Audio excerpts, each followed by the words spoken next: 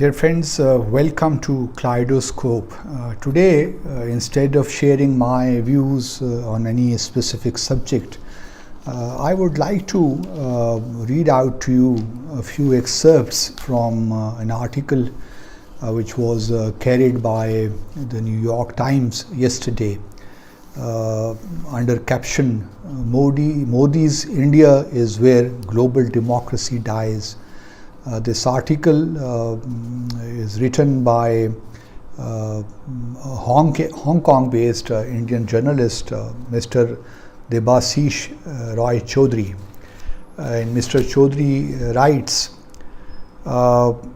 India, the world's largest democracy, is where the global battle between liberalism and tyranny is being lost. Yet, Western democracies like the United States refuse to call out Mr. Modi, instead quoting him to maintain access to India's huge market and for the nation's utility as a strategic bulwark against China. Last week, Sweden's We Dem Institute downgraded India to an electoral autocracy, and the Washington-based Freedom House lowered it to partly free. Mr. Modi himself ruled the western state of Gujarat with an iron hand for nearly 13 years and was accused of encouraging anti-Muslim writing in 2002. Arbitrary power is entrenched in the reality that most political parties are personality-centered and dynastic, and India is the rare democracy where political parties are not themselves democratic and do not conduct internal elections. Neoliberal policies have compounded inequality, with the state retreating from fundamental responsibilities such as health and education. This breeds a life of indignity and powerlessness for millions who take refuge in group identity, gravitate toward strong leaders. Religious hatred now being used to redefine secular India as a Hindu state. Parliament's composition already reflects this majoritarianism. At 200 million, India's Muslim population is the third largest in the world, after Indonesia and Pakistan's, accounting for about 15% of Indians. Hindus make up around 80%. But Muslims hold just 5% of parliament seats.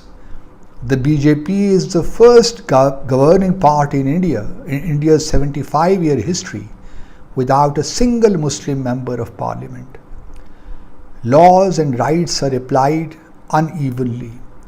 Muslims can now be arrested for praying in public, while Hindu pilgrims are congratulated by state officials.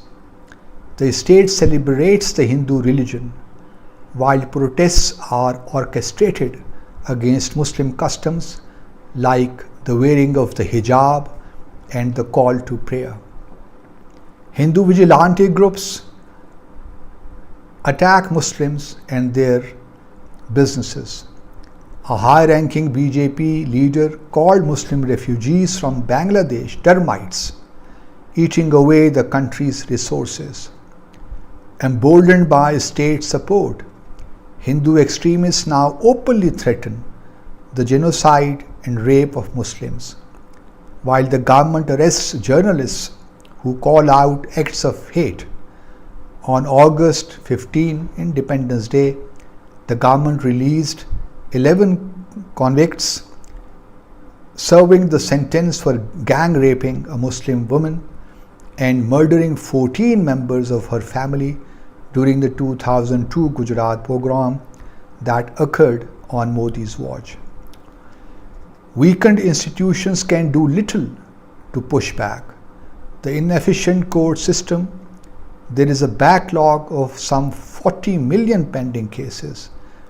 breeds popular disdain for the rule of law.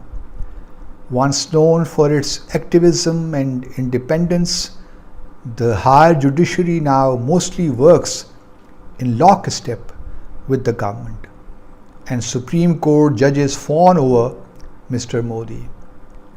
India's press, which once played a key role in protecting democracy, is pressured to serve his regime. At 75, after decades of institutional abuse, India's democracy is too frail to withstand a strong man taking a sledgehammer to its weak foundations.